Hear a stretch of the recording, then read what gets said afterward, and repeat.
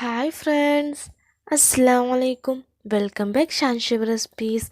ഇന്ന് ഞാൻ വന്നിരിക്കുന്നത് എല്ലാ കേക്കിനും വാനില സ്പോഞ്ച് ആയിട്ടുള്ള എല്ലാ കേക്കിനും ബേസ് ആയിട്ടുള്ളൊരു വാനില സ്പോഞ്ച് കേക്കാണ് ഞാൻ ഉണ്ടാക്കാൻ പോകുന്നത്. അതിനു മുമ്പ് നമ്മുടെ ചാനലൊന്ന് സബ്സ്ക്രൈബ് ചെയ്യാം. അതിന് തൊട്ടടുത്തൊരു ബെല്ലൈക്കൺ കാണും, എനേബിൾ ചെയ്ത് ഓൾ തന്നെ ക്ലിക്ക് ചെയ്യുക. എന്നാലും ഞാൻ ഇന്ന് വീഡിയോസ് നിങ്ങൾക്ക് കറക്റ്റ് നോട്ടിഫിക്കേഷൻ ലഭിക്കുള്ളൂ. അപ്പോൾ നമുക്ക് വീഡിയോയിലോട്ട് പോകാം.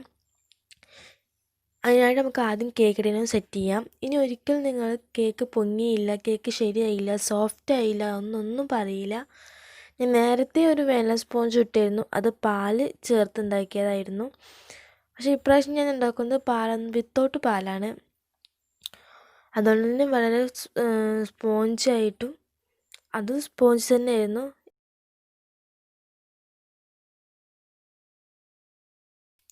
അതിനേക്കാൾ സ്പോഞ്ചിയാണ്. അവ എല്ലാവർക്കും ഇഷ്ടമാവും. അപ്പം നമുക്ക് കേക്കിനെ ഗ്രീസ് ചെയ്ത് മാറ്റി വെക്കാം.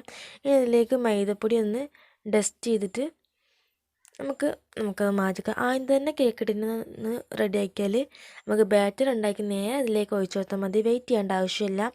ഈ ഡ്രൈ ആയിട്ടൊരു ബൗളിലായി മേലൊരു അരിപ്പി വെച്ച് അതിലേക്ക് 1/4 കപ്പ് മൈദ ഒന്ന് ചേർത്തെടുക്കാം. അതിലേക്ക് 1 ടേബിൾ സ്പൂൺ മിൽക്ക് പൗഡർ ചേർത്തെടുക്കാം.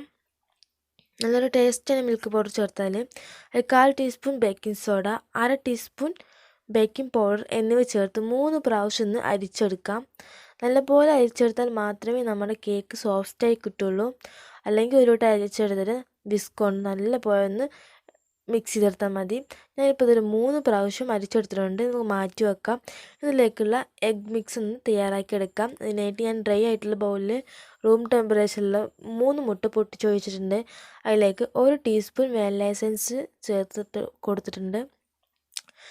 നല്ലപോലെ നമുക്കൊന്ന് ബീറ്റ് ചെയ്തെടുക്കാം. നല്ലപോലെ പതഞ്ഞ് വന്നതിന് ശേഷം മാത്രമേ അതിലേക്ക് പൊടിച്ച പഞ്ചസാര 1/4 കപ്പ് എടുത്തിരിക്കുന്നത് അത് ചേർത്തെടുക്കാൻ പാടുള്ളൂ. ഇതുപോലെ നല്ലപോലെ പതഞ്ഞ് വന്നതിന് ശേഷമേ നമ്മളതിലേക്ക് പഞ്ചസാര പൗഡർ ഷുഗർ ചേർത്തെടുക്കാൻ പാടുള്ളൂ.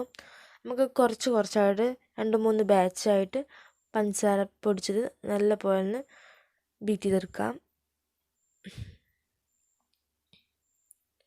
ബീറ്ററില്ലെങ്കിൽ വിസ്കോണ്ടായാലും കുഴപ്പമില്ല. വിസ്കോണ്ട് ഞാൻ ചെയ്ത വീഡിയോ നിങ്ങളുമായി ഷെയർ ചെയ്തിട്ടുണ്ട്. നിങ്ങൾക്കത് യൂസ്ഫുൾ ആവുമെന്ന് വിചാരിക്കുന്നു.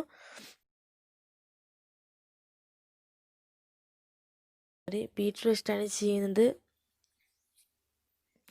ഇതിലേക്ക് നമുക്ക് 2 ടേബിൾ സ്പൂൺ സൺഫ്ലവർ ഓയിൽ ഒന്ന് ചേർത്തെടുക്കാം. അല്ലെങ്കിൽ വെജിറ്റബിൾ ഓയിലും മതി. വെളിച്ചെണ്ണയും ഒലിവ് ഓയിലും കേക്കിന് നിങ്ങൾ ഒരിക്കലും യൂസ് ചെയ്യരുത്.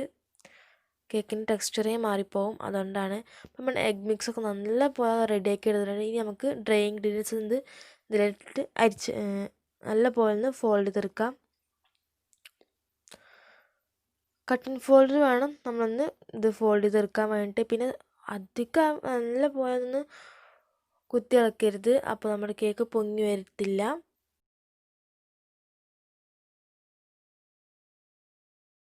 ഞാനിപ്പോൾ വീഡിയോ ലോങ് ആവേണ്ടതെന്ന് വിചാരിച്ചിട്ടാണ് ഒന്ന് വേഗം ഒന്ന് അടിച്ചു പോകുന്നത്. നിങ്ങൾ ചെറുതായിട്ടൊന്ന് മൈദ ഒന്ന് മിക്സ് ആക്കിയിട്ട് പിന്നെ അത് മിക്സ് ആക്കരുത്, അപ്പോൾ ഓവർ മിക്സ് ആവും.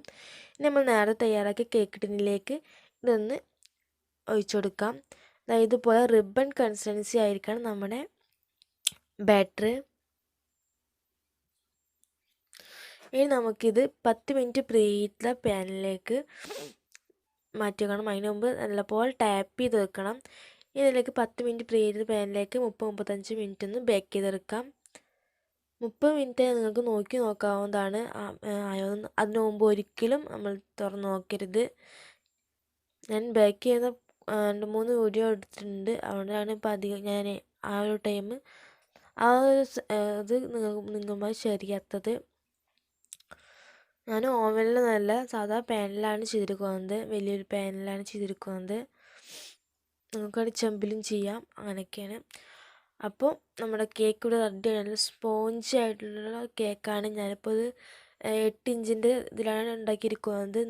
നിങ്ങൾ 7 ഇഞ്ചിൻ്റെ ടിന്നിൽ ഉണ്ടാക്കുകയാണെങ്കിൽ നിങ്ങൾക്ക് നല്ല പോലെ നല്ലൊരു ഹൈറ്റും കിട്ടും. ഞാനിപ്പോൾ ഒരു 2 ടയർ കേക്കിന് വേണ്ടിയിട്ട് ഉണ്ടാക്കുന്നത്. അപ്പോൾ എനിക്ക് ഈ 2 ലെയർ മതി. അതിൻ്റെ വീഡിയോ ഇൻഷാല്ല നിങ്ങളുമായി ഷെയർ ചെയ്യാണ്ട്. അപ്പോൾ എല്ലാവർക്കും ഈ ഒരു വീഡിയോ ഇഷ്ടമാവും വിചാരിക്കുന്നു, യൂസ്ഫുൾ ആവും വിചാരിക്കുന്നു. ഇനി ആരും കേക്ക് പൊന്തിയില്ല എന്ന് പറയില്ല. നിങ്ങൾക്ക് ഈ വീഡിയോ ഇഷ്ടമായിട്ടുണ്ടെങ്കിൽ തീർച്ചയായും ലൈക്ക് ചെയ്യുക, ഷെയർ ചെയ്യുക, കമൻറ്റ് ചെയ്യുക. ഇൻഷാല്ലാ മറ്റൊരു അടുത്ത വീഡിയോയിൽ കാണാം. Thanks for watching.